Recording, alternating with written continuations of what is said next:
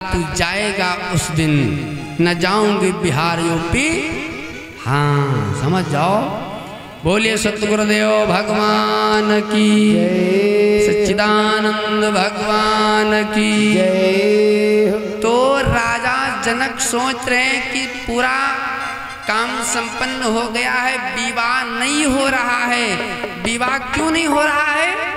जब तक माता पिता नहीं आ जाएंगे तब तक विवाह नहीं राम करेंगे। मना कर दिया कि मैं विवाह नहीं करूंगा।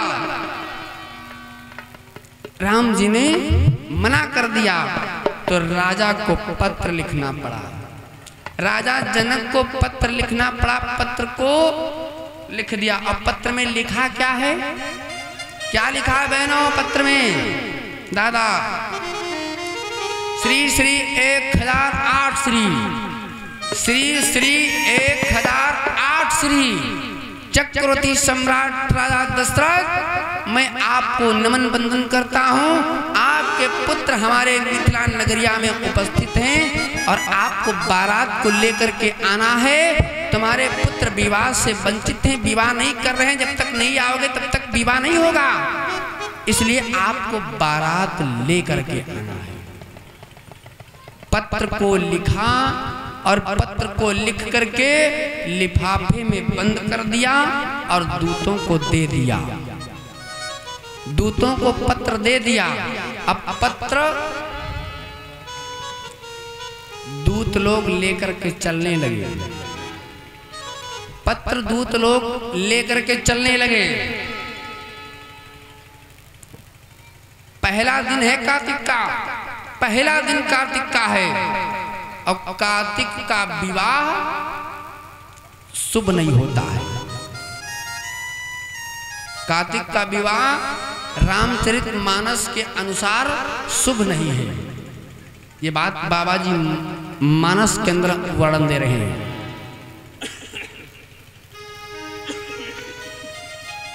भैया लिखा है, अरे कार्तिक का वो प्रथम दिन तिथि परेवा कहलाए।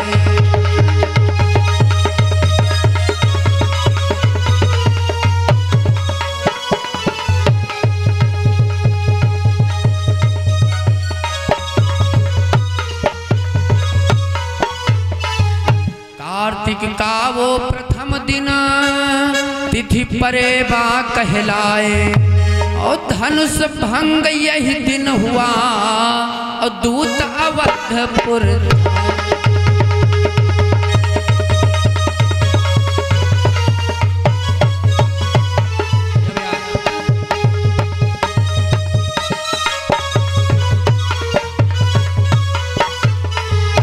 पहला दिन है कार्तिक का। कार्तिक का वो प्रथम दिन तिथि है परेवा और दूतों को जाना है अयोध्या को। राजा जनक ने विनती किया दूतों से कि भैया इस पत्र को लेकर के जाओ और राजा दशरथ के दरबार तक तुमको पहुंचाना है। दूत लोग उस पत्र को ले लिए और चलने लगे। दो दूत जा रहे पत्र लेकर के, एक के हाथ में पत्र है और एक खाली हाथ जा रहा है। खाली हाथ जा रहा है और पत्र लेकर के अयोध्या को पहुंच गए। जब अयोध्या को पत्र लेकर के पहुंच गए, कैसे गए हैं? मानस के हिसाब से पहुंचे दूत अवधपुर पावन, पहुंचे दूत अवधपुर पावन,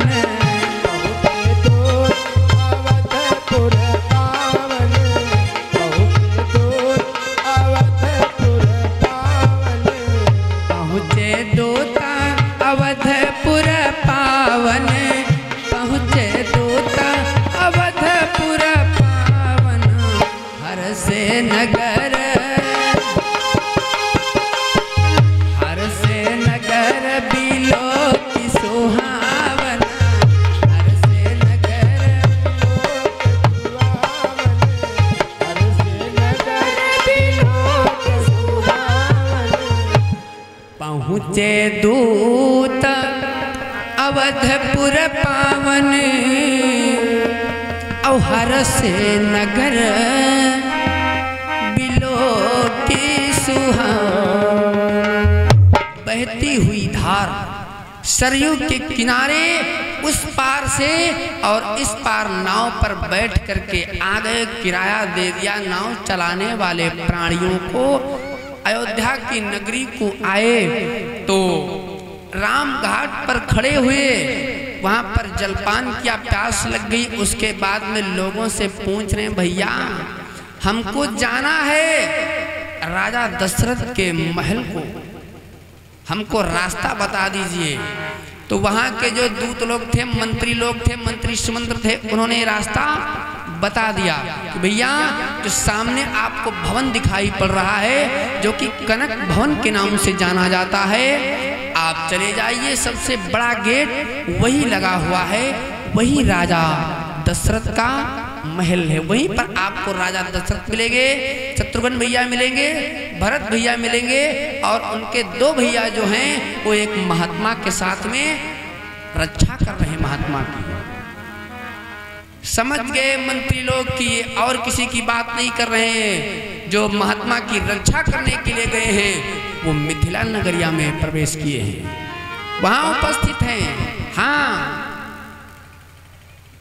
आगे को बढ़े, आगे को बढ़े।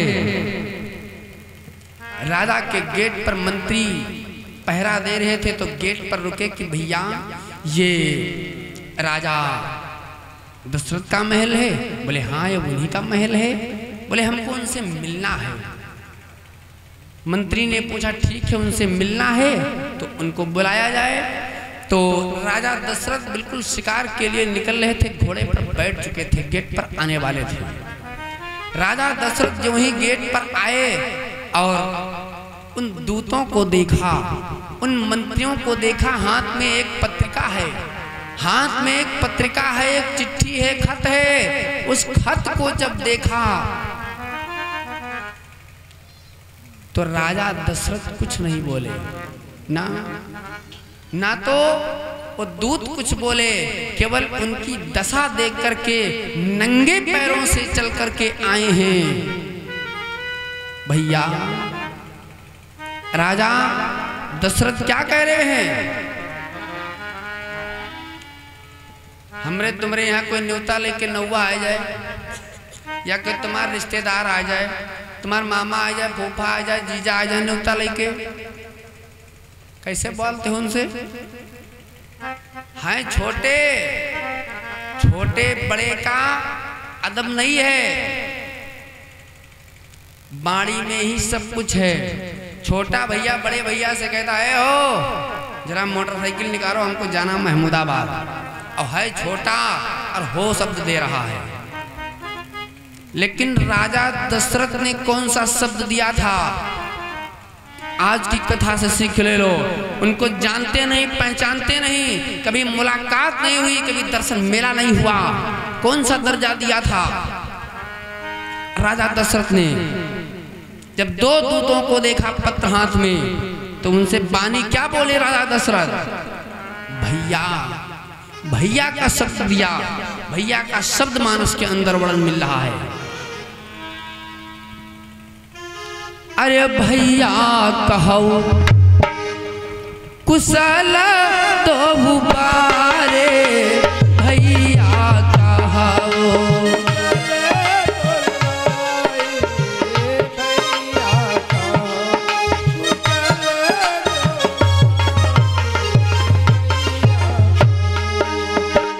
भैया कहो कुशल तो बारे, भैया कहो कुशल तो बारे, तुमनी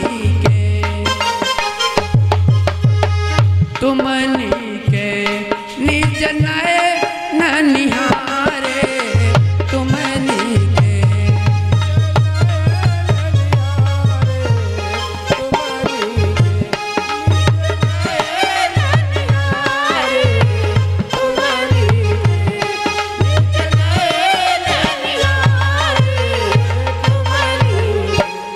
भैया कहो और कुशल दो बारे और तुमनी के निज नयन निहार।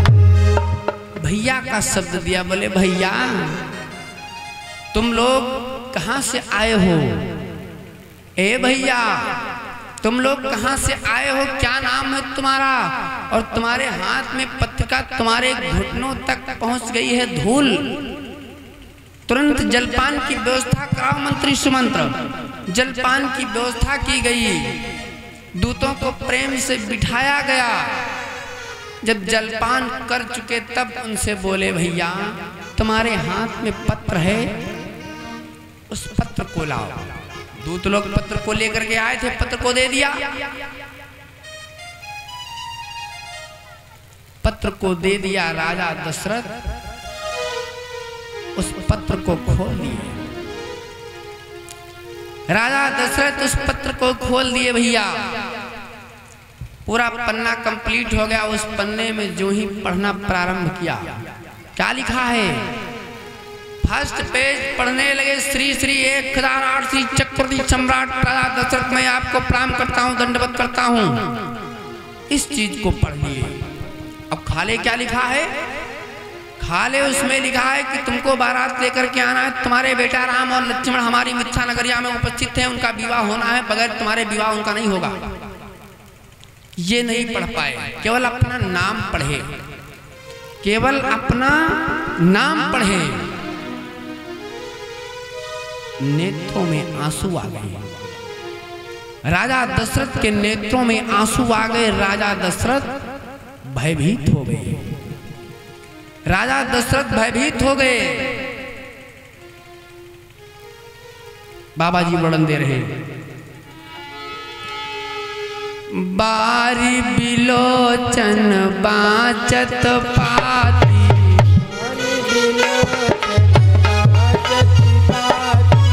बारी बिलोचन बाचत पाती, पुलक गात आई है भरी छाती।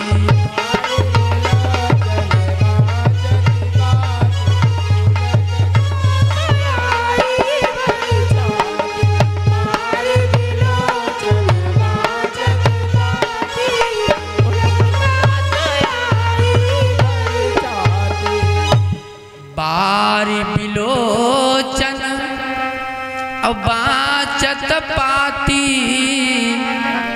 और पुलक गात आई भरी छाती। आहा, राजा दशरथ ने जो ही उस पत्र को पढ़े तब तक भरत भैया का आगमन हो गया। भरत भैया का आगमन हो गया। राजा को देखा, अपने पिता को देखे भरत भैया, बोले पिताजी तुम्हारे नेत्रों में आंसू, तुम्हारे नेत्रों में आंसू। तुम्हारे 4 बेटा, तुम्हारी प्रजा चाहती है कि तुम करोड़ों वर्ष जो तुमको कोई दिक्कत कोई परेशानी ना होने पाए, और फिर भी तुम्हारे नेत्रों में आंसू। वाह,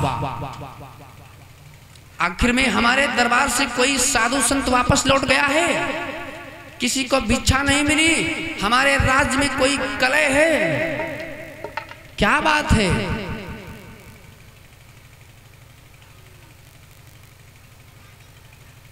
राजा दशरथ नहीं बोल रहे ना। बारी बिलोचन और बाचत पाती और पुलक गात आई है भरी छाती। आंसू भी हैं और गदगद भी हैं, लालायित भी हैं।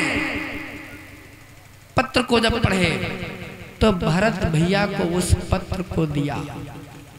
पत्र को दिया कि बेटा, ना तो हमारे दरबार से कोई भिखारी वापस गया है, ना किसी को दिक्कत है, ना परेशानी है। इस पत्र को मैंने आधा पढ़ा और आधा नहीं पढ़ सका। इसमें क्या लिखा है, क्योंकि दूत लोग इतना परेशान हैं, इनके ऊपर इतनी धूल है, चल करके आए। मैंने दाना पानी सब कुछ दे दिया इनको, चाय नाश्ता सब कुछ करा दिया, लेकिन इनकी दशा को देख करके नेत्रों में आंसू आए कि एक पत्र लेकर के इतना परिश्रम करके अयोध्या को आए हैं।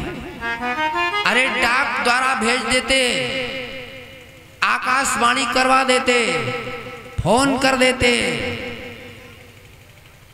लेकिन वही जमाने में फोन रहबो नहीं करे। वही जमाने में आकाशवाणी होत रहे, जैसे बादल गरजत है आजकल के जमाने में,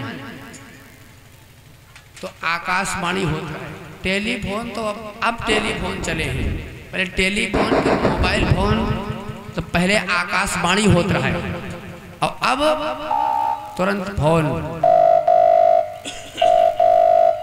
याद रहो कत्ता गर्र काटे। ए भैया, पहले के जमाने में और आज के जमाने में बड़ा फर्क है, बड़ा फर्क है। पहले नाई मोबाइल रहे, घर में नाई टीवी सीडी रहे, नाई एलसीडी लागी रहे। तो पुराने जमाने में मान लो अखबार छापे जाते रहे।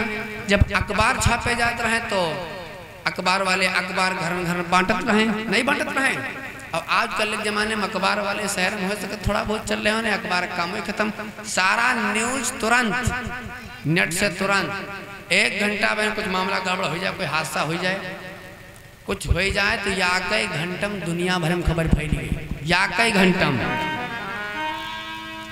पुराने जमाने की बातें कुछ और थी, आजकल के जमाने की बातें कुछ और हैं। इधर मुड़ैछा वाले बैठे हैं 2-3 जने, इनसे पूछो गर्र काटिक चना चबई नहीं, गर्र काटिक 1 बीघा जने खेतवा गोर नहीं डरे हैं, तले दम नहीं लिया है। और तुम पंच कोनिया जोतावे जाते हो, कहते हो ये ड्राइवर साहब तनी रोटा बेटरो पछे लिख रखी दो, कोनियो ना गोड़ा। जब कोनियो ना गोड़ी हो, शरीर से पसीना तन को बही हो ना, तो मान लो पसीना कहूँ तो निकलबे करी, नए कुछ है तो बुखार भी बन के निकली पसीना। तो मेहनत करना चाहिए, थोड़ा बहुत काम देखना चाहिए घर परिवार में, ऐसा करना चाहिए। शास्त्र कह रहा है, मैं नहीं कह रहा। हम तो कहीं सब कोई निर्द्वंद घूमो, निर्द्वंद घूमो, कोई काम ना करो, बिल्कुल नो टेंशन। सबको घर से चलो हमारे साथ है, गाओ बजाओ चले। ए भैया नहीं सुने हो? अरे सब भैया अखबार पढ़े, अवन पढ़ा जमाना चला गवा। पहले सब अखबार